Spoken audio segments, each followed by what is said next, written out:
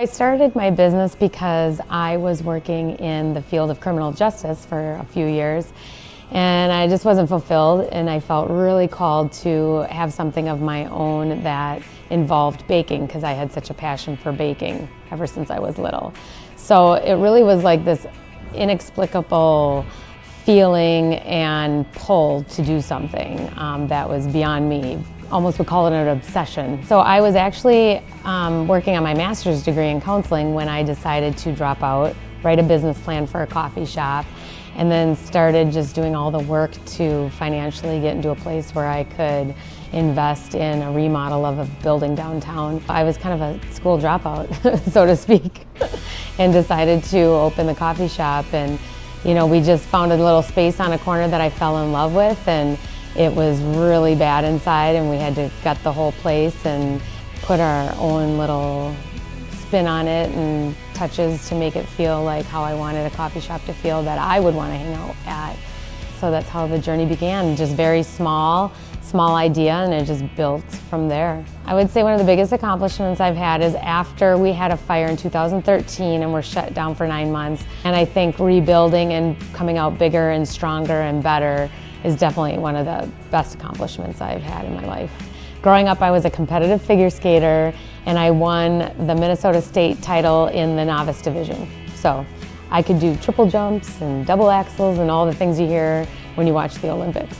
Entrepreneurship is important to me because of the creativity it allows. I can decide today that I'm going to go in a totally different direction and pivot and change everything. Whereas when you work for somebody else, you often have to go through many channels to do that, or you just run into walls and such. So I think the creativity that is allowed in being an entrepreneur is important, and that's why I like to be my own boss.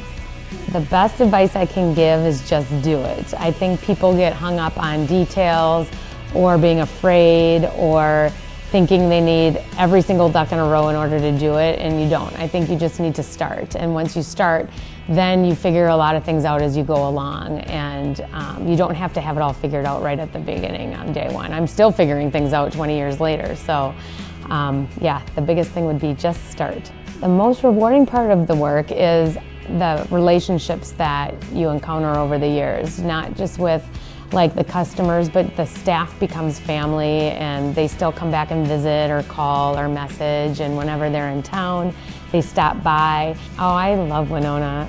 I grew up in the Twin Cities in a town about this size, but it's surrounded by other suburbs, so it has not the character that we have here in Winona, and I just love the beauty from an aesthetic standpoint, rivers, bluffs, greenery, all the cool buildings that are in downtown.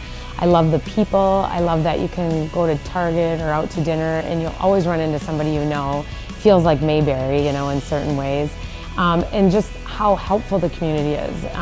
During COVID, we did sandwiches for kids, and the amount of people that came out to volunteer to help make sandwiches, run the sandwiches, the coat rack that we have outside of our coffee shop for people to drop off coats for the community, and the amount of coats we get a year, it's just like, it's the best of everything you can imagine a small town could be.